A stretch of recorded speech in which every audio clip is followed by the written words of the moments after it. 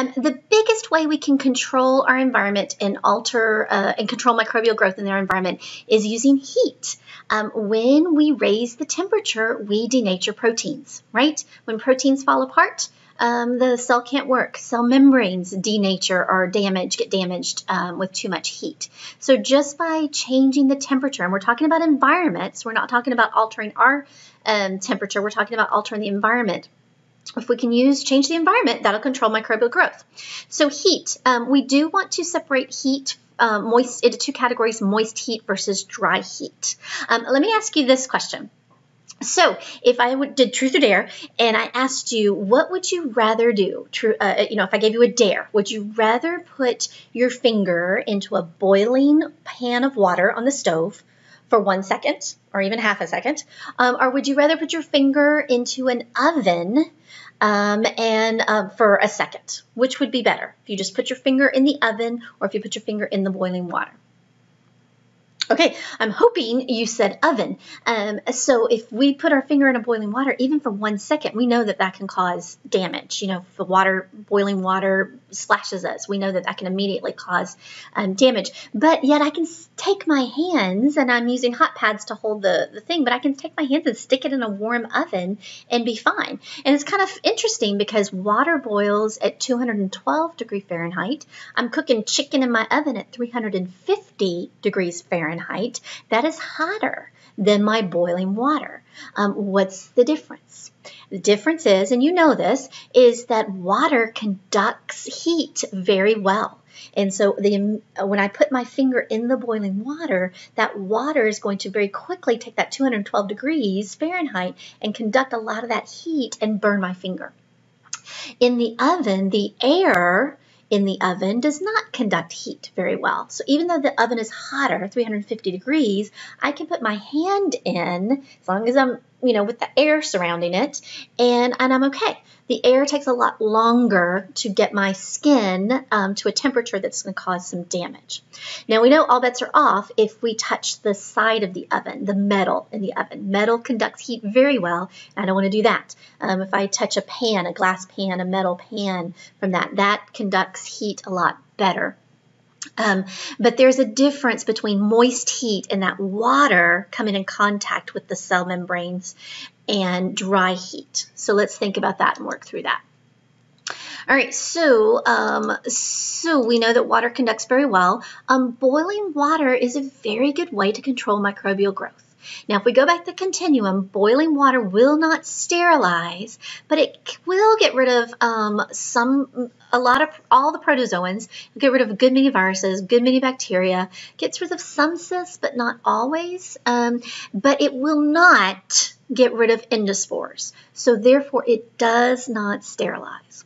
So boiling water, and you should know this, it's just good information to know, for 100 degrees Celsius, that's 212 Fahrenheit, 100 degrees Celsius, boiling water, if you boil water for 10 minutes, we know time is a factor in getting rid of microorganisms, boiling water for 10 minutes will get rid of most things. So this is a good idea if drinking water is contaminated.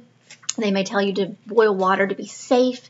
Just know it won't get rid of everything, and it definitely will not get rid of endospores from that. But it works pretty well. Okay, so that is moist heat and controlling microbial environment with a moist heat. Now, there is another type of moist heat, again, taking water and raising the temperature, and this is called autoclaving. And in this case, we get the water to 121 degrees Celsius. 100 degrees Celsius is the pot on your stove.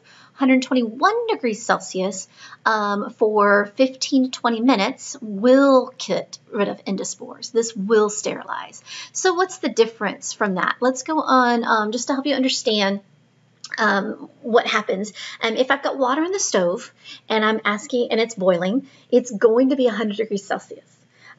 I cannot get my water on my stove here at my house to be hotter than 100 degrees Celsius. Doesn't matter how long it boils, the temperature, every time I check it with a thermometer, it'll be 100 degrees Celsius.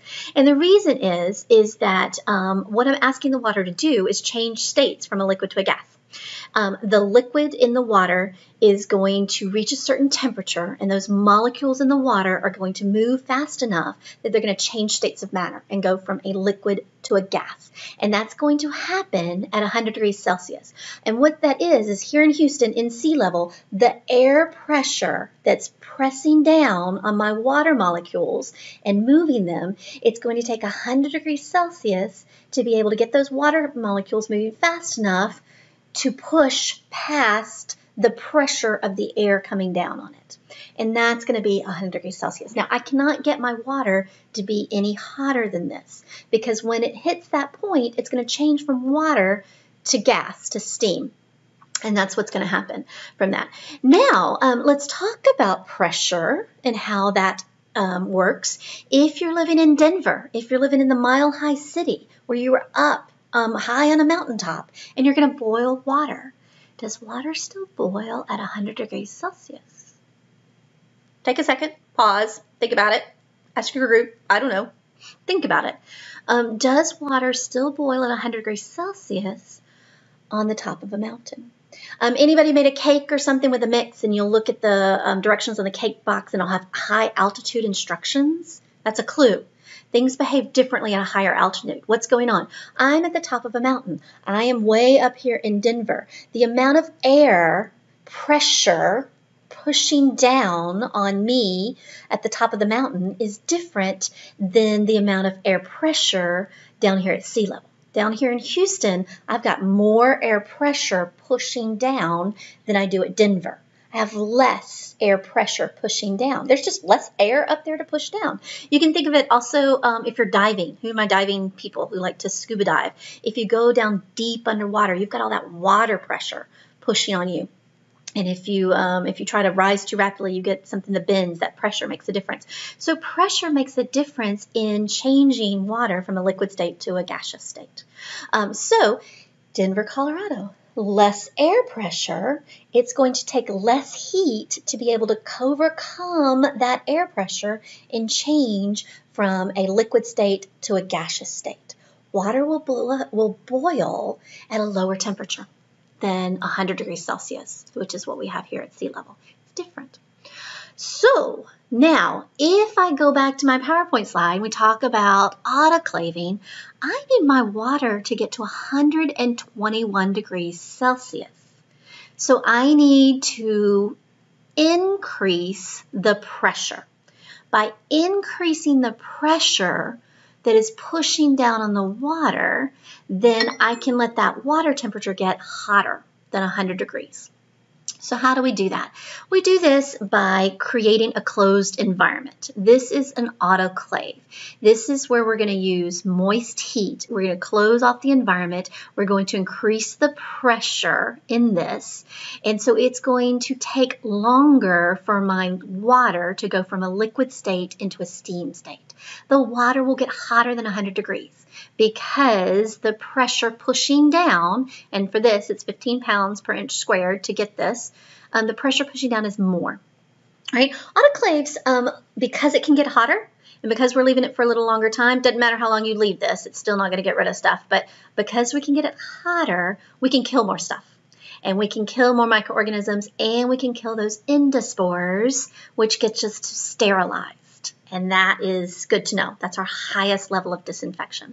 All right, so what do you need to know about the autoclave? You don't need to know all of this stuff other than it just increases the pressure. We do need to know it's a moist heat. We use these in doctor's offices. We use them in dental offices. We use this autoclave in lab to get our sterile media. We put our media in an autoclave to get rid of all the microorganisms. Nail salons, when they go, if you get your nails done and they open that package in front of you, hopefully they do, that package has been autoclaved, and that will remove all of the microorganisms, including endospores. So autoclaving is a very effective way of sterilization using moist heat.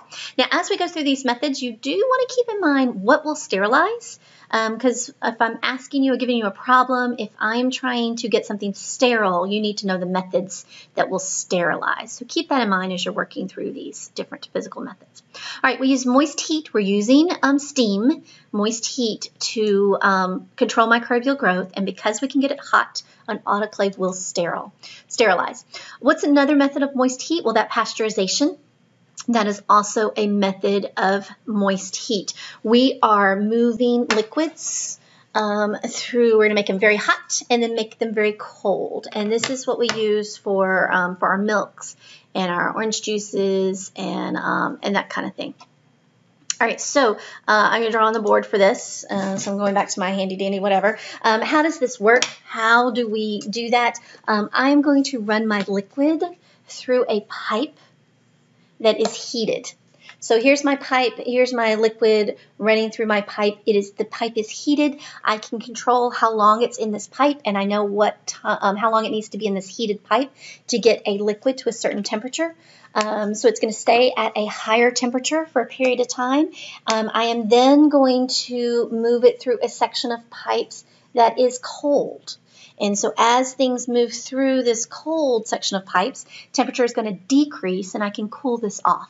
This is pasteurization, taking it up to a high heat for a certain period of time and then following up by a cooling period and bringing it down. Again, this will not sterilize. Sterilizing liquids for food and drinks is going to change the taste. So this will not sterilize. It heats it up and then cools it down. For the most part, let's go through. All right, so back to the PowerPoint. Let me show you the different types of pasteurization. So we know pasteurization because of Louis Pasteur and all his work with the wine. This is what they call historical pasteurization. After he did the work with the wine industry, he kind of fooled around with it because he wanted the wine to taste good, but we didn't want it to spoil with all those bacteria making acids. So they came up with a where they heated the wine to 63 degrees Celsius for 30 minutes and then moved on, to other types of liquids pasteurizing. This is an old type of pasteurization. We don't do this anymore. What we do now is this flash pasteurization. Because we're moving these liquids through these tubes, we can get the temperature up to 72 degrees Celsius and just keep it there for 15 seconds. And then we send it through the cold section of the tube and we can get the temperature to go down. So we let the temperature go up a little bit more, but we're doing it for a shorter period of time. This is typically what they use now. So the milk that you're buying in your grocery store, just regularly off the, out of the refrigerated compartment, is a flash pasteurization, 72 degrees Celsius for 15 seconds. But now I told you it wouldn't sterilize, but what about those organic milks? What about those, those juice boxes that have the milk that you can put in your kids' lunch boxes? Those are in the containers where they're protected from light. They're in the opaque containers. You can't see through them. A lot of your almond milks, your organic milks or something, they're also in those cartons where you can't see through it.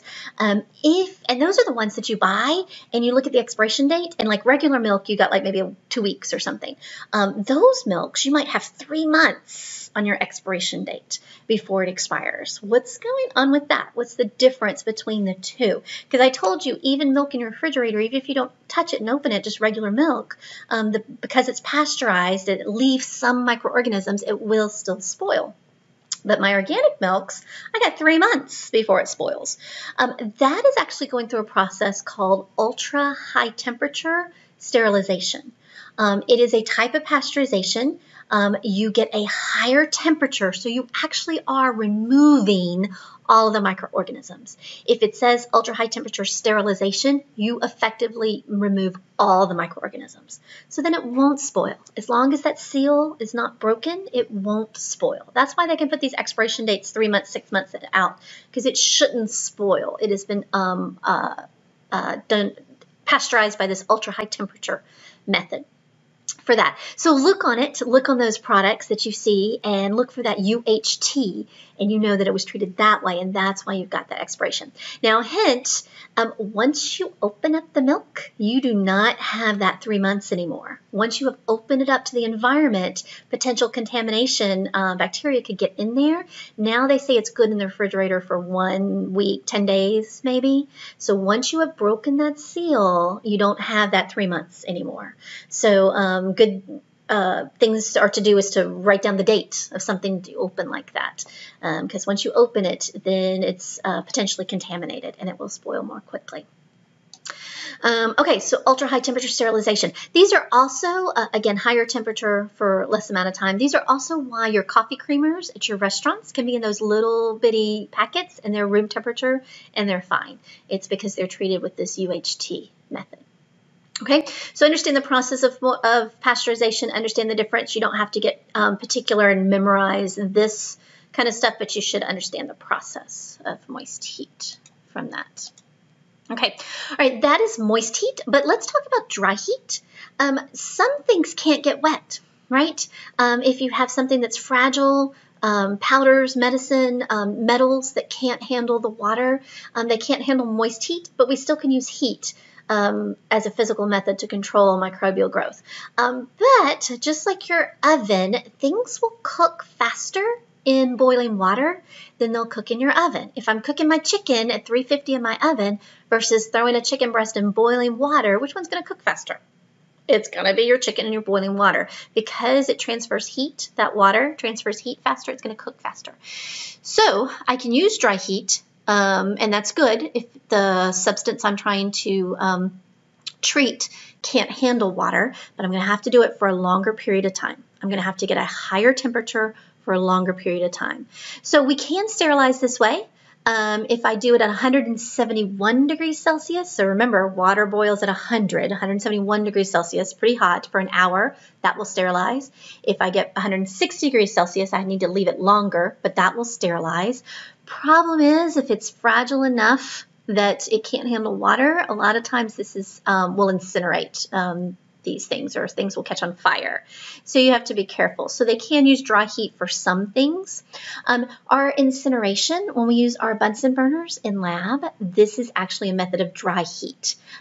We're using that metal can handle heat, and we are just burning up anything that may be on there, any bacteria, anything else. This is sterilization.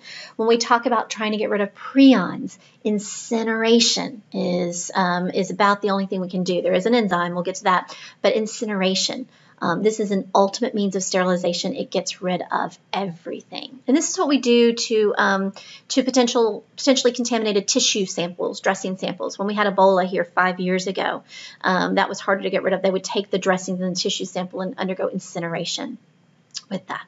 So that is a method of dry heat.